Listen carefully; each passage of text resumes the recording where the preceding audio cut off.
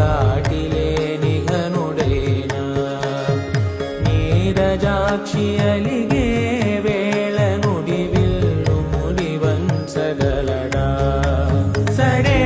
చాలు శత సైన్యాలు నడిపే ధీరుడైనా వసుధావాణి మిథిలావేణి మది వెనుక పలుకు పలుకులెరుగగల